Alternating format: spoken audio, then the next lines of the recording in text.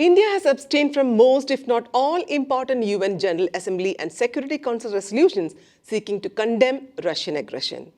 Foreign Minister Subrahmanyam Jaishankar has dismissed questions by arguing India does not have a choice but to depend on Russian weapons as the West, mainly the United States, has consistently supplied weaponry to the military dictatorship next to us. He was talking about Pakistan. India's imports of Russian oil have also surged to record highs just as European countries have sought to turn off the tap on the Kremlin.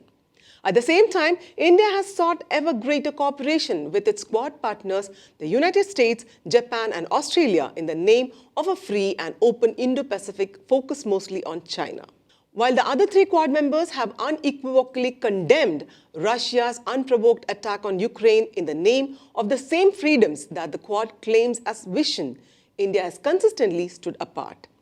India's approach has led to frustration and concern about misalignment between the partners.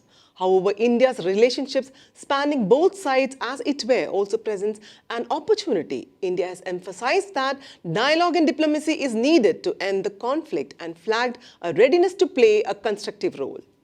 Prime Minister Narendra Modi has a chance to engage in personal diplomacy with Russian leader Vladimir Putin in a fashion Western leaders could not.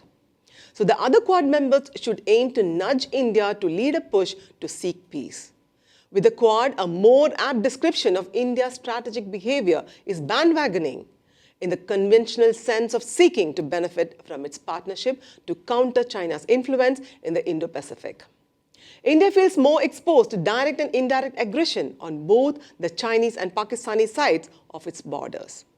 Moreover, unlike Japan and Australia, India does not have a formal security alliance with the United States.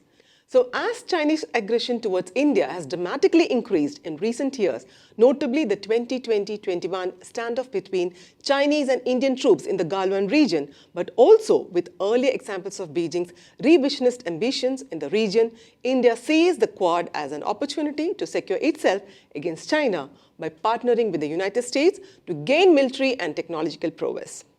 At the same time, China has maintained an all-weather friendship with Pakistan, India's military dictatorship next door. As a part of its flagship Belt and Road Initiative, China invested in China-Pakistan Economic Corridor, which India claims violates its sovereignty as the project passes through Pakistan-occupied Kashmir. China has also steadily increased its influence elsewhere in the region, with greater cooperation with Nepal, Sri Lanka and Bangladesh. China also holds a veto power in the UN Security Council, which it can wield in support of favored interest. India's relationship with Russia, by contrast, must be understood on its own terms.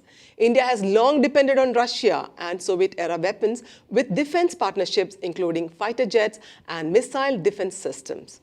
Much of this is now aimed at keeping India competitive with Chinese military technology. Condemning Russia's war in Ukraine, as the Quad partners have done, would only cost India what leverage it has with the Kremlin and inevitably push Russia to further collaborate with China against India. New Delhi understands this. India's tricky position is to develop alternatives without antagonizing Russia. The Quad members should be careful not to push India beyond this precarious situation and must cooperate with it accordingly. Condemnation has clearly not deterred Russia from the path of war. Therefore, the other Quad members should have the chance to engage with India to employ diplomacy in an effort to end the conflict. This is Anjana signing off. Do like and share this video. For further updates, subscribe to Kaumudy Global.